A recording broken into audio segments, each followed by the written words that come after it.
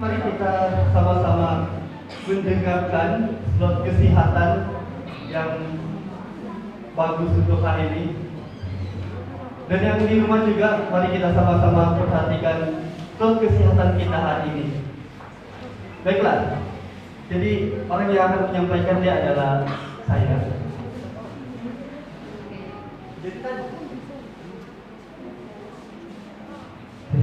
Oke, jadi tajuk kita hari ini, tajuk slot kesehatan kita hari ini bertajuk Magic Mirror.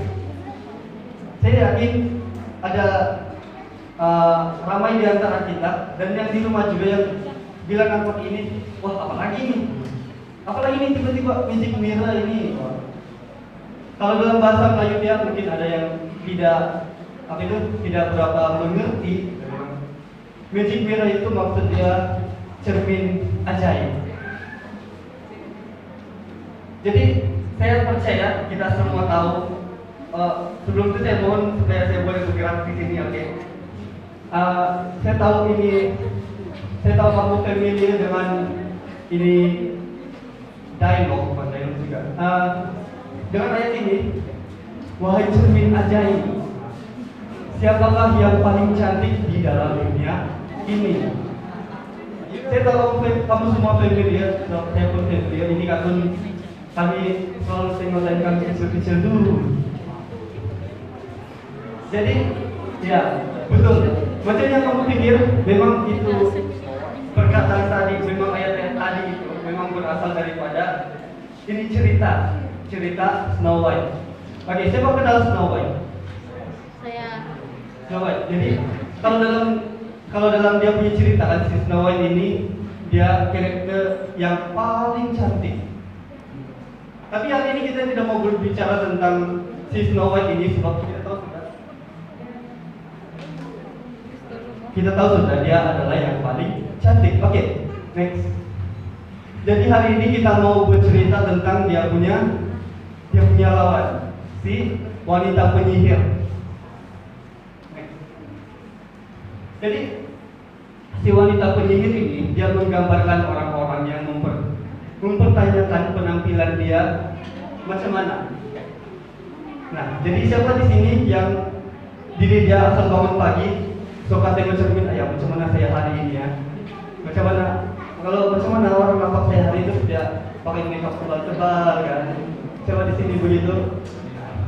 Mungkin kita adalah orang yang sama. Oke, next.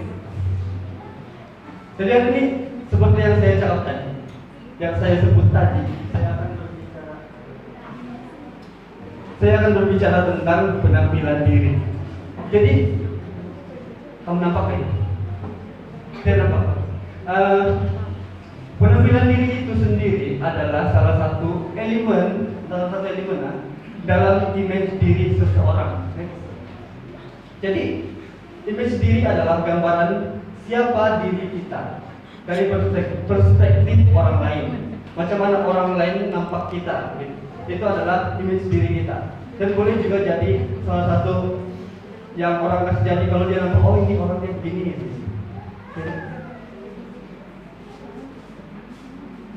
Jadi image diri macam yang saya cakap tadi, penampilan diri itu adalah salah satu elemen dia. Nah, elemen yang lain ada komunikasi, perilaku.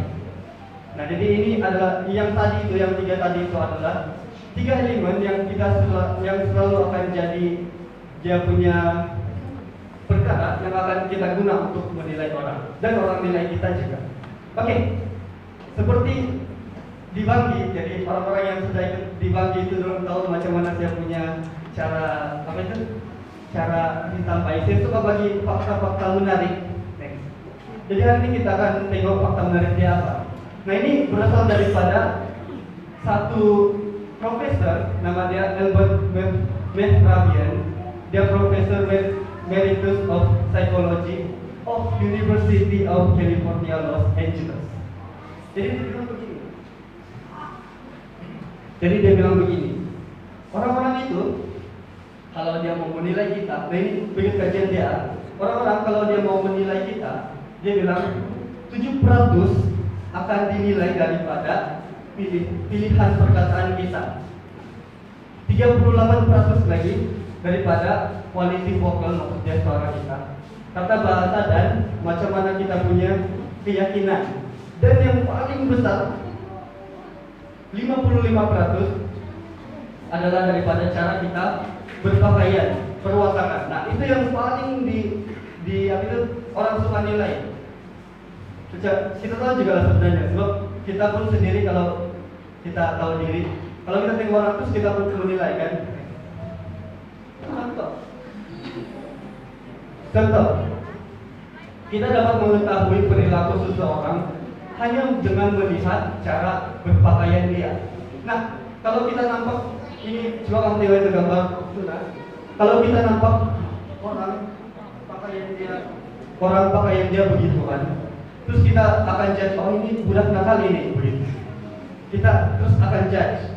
Itu kenapa saya bilang 55% tadi. Oke deh. Jadi terkadang daripada yang kita nampak, terkadang kita membuat penilaian melalui apa yang kita lihat, entah itu raut wajah maupun bahasa tubuh. Next. Nah, kamu tengok ini orang. Jadi kalau kamu terus nampakkan apa dalam otak kamu pasal ini orang.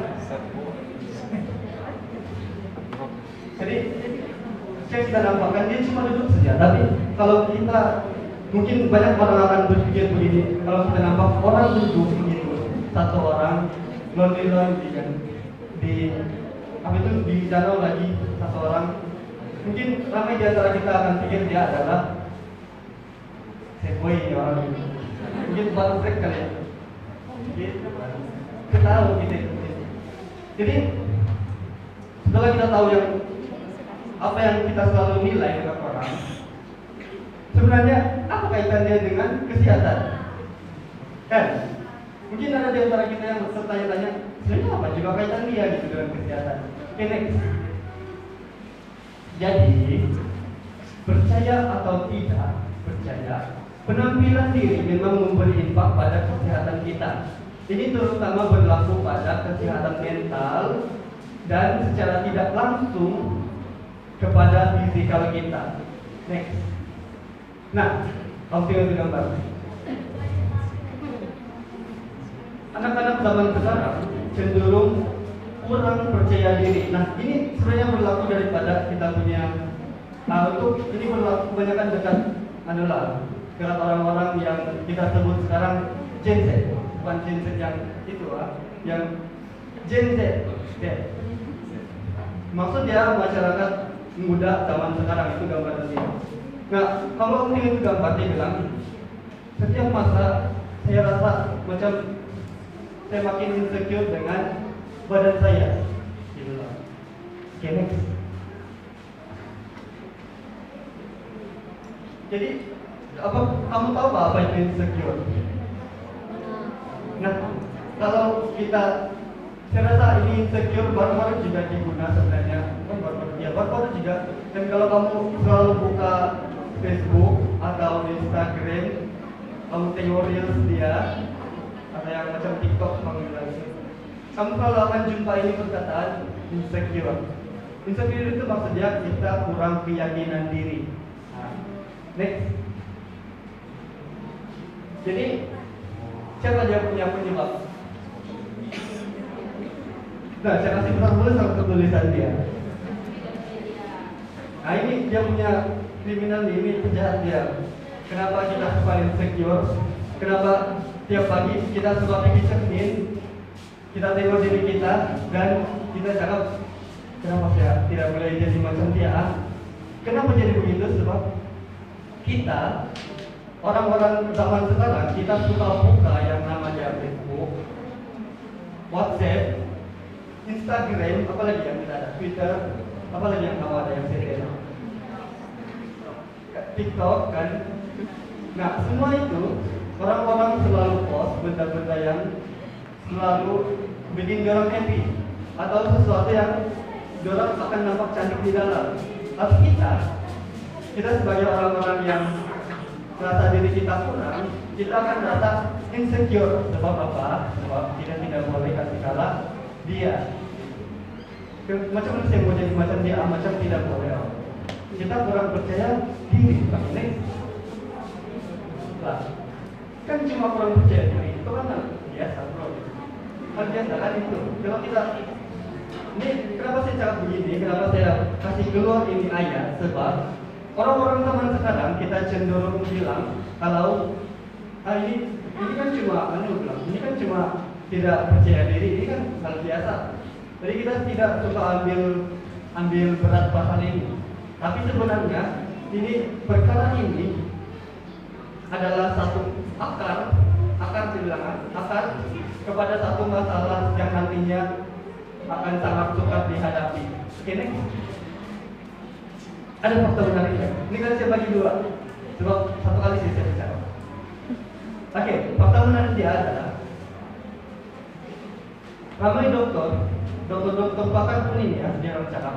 Ramai dokter mengakui jika 90% penyakit yang dihadapi oleh pesakit adalah berasal daripada pikiran, manakala 10% lagi adalah daripada gaya hidup masing-masing. Jadi saya mau tekankan di sini, para pakar sudah cakap, orang-orang yang sudah belajar betul-betul, sudah mengkaji betul-betul, sudah bilang 90% kita punya penyakit berasal daripada tidak punya pikiran. Nah, next.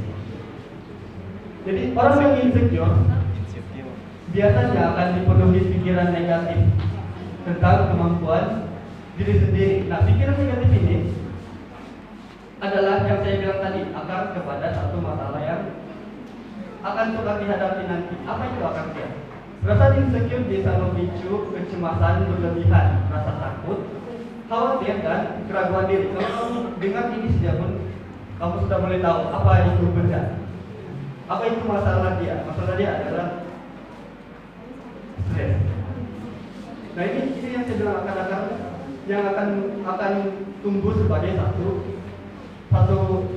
sakit mental. Dia tidak cakap dia dia cakap dia penyakit mental, yaitu stres. Nah stres ini kita selalu anggap tidak penting. Ramai orang-orang kan di sekolah, pertamanya di sekolah selalu cakap stres kalau belajar, stres ini banyak kerja lagi. Nah itu baru kalau yang saya belajar itu baru stres yang tahap dia biasa-biasa gitu. Saya tahu lah, itu yang saya belajar kali ini. Itu baru stres yang tahap. Ada yang stres yang kalau cakap apa-apa pun dia tidak mau dengar sudah. Oke, next. Jadi insecure pada fase awal boleh diatasi oleh setengah orang, tetapi jika berlanjutan dalam tempo yang lama, insecurity boleh bertukar kepada permasalahan yang sukar ditangani dan berbahaya. Ini saya guna ini ayat sebab saya mau bagi tahu kamu kalau yang nama dia stres itu bukan main-main. Ada orang stres, saya dibagi pun saya recap ya. Ada orang stres sampai sanggup bunuh diri. Ada orang stres sampai dia sanggup buat apa-apa, dia sampai dia tidak tahu apa mau buat kehidupan. Itulah sebab dia kenapa bunuh diri. Dia dapat keluar daripada masalah dia. Oke, next. Jadi untuk mengatasi, kan saya bilang tadi, insecure itu kalau di fase awal dia boleh ditangani. Jadi saya bagi tips supaya kita boleh mengelakkan diri supaya tidak bertumbuh, itu insecure tidak bertumbuh menjadi yang nama dia stres atau tekanan dulu. Oke, yang pertama, maaf dia punya gambar kabur sebab saya cari di Google tapi ini sih yang terbaik saya jumpa. Yang lain macam ini lupa. Oke, yang pertama, kenali hal apa yang membuat kamu insecure. Apa itu? Setiap orang itu lain-lain.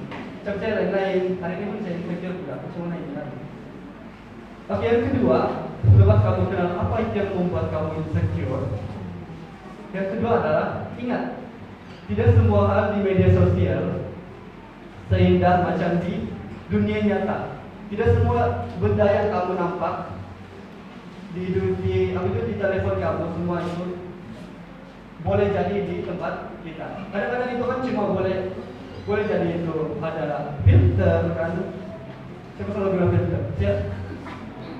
Tidak. Oke, yang seterusnya fokus pada diri sendiri dan self-love.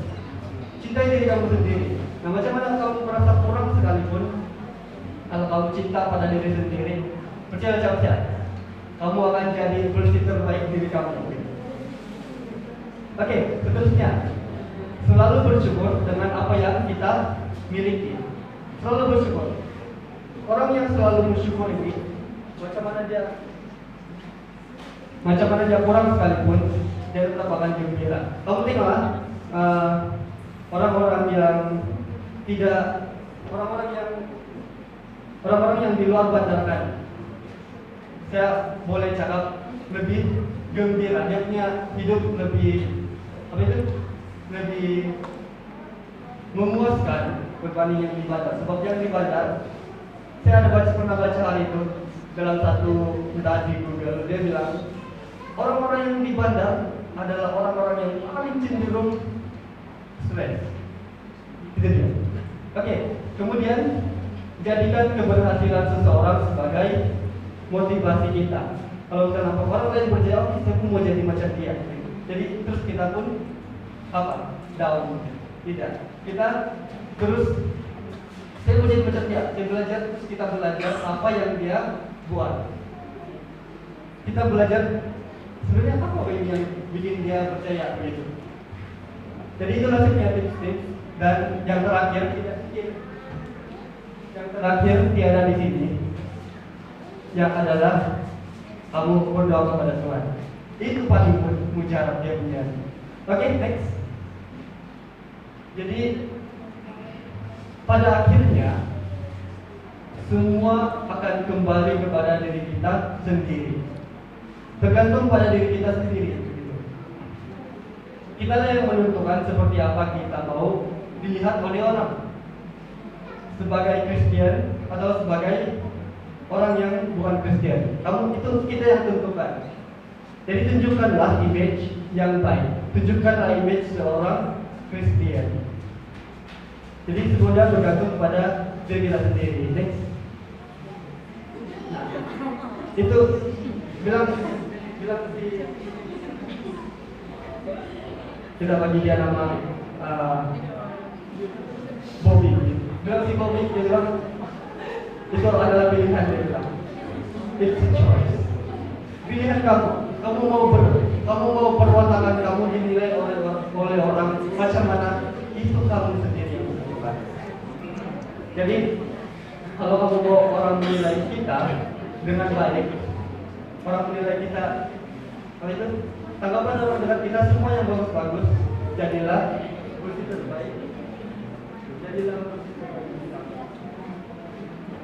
Oke, jadilah versi terbaik diri kamu. Saya selalu cakap dengan orang-orang yang selalu pergi jumpa saya. Kalau saya di sekolah dulu, orang-orang selalu pergi jumpa saya, orang tanya masalah ini, orang minta pilihan, orang minta nasihat macam mana. Saya selalu cakap, kalau ada masalah, jangan lupa senyum hari ini, sebab senyum itu adalah versi terbaik, versi tercantik diri kamu. Jadi jangan lupa senyum hari ini. Saya punya ceramah kesehatan hari ini. Semoga kita diberkati dengan itu ceramah tadi. Kalau ada yang kurang paham, jangan malu-malu, kamu cari saya paham. Oke.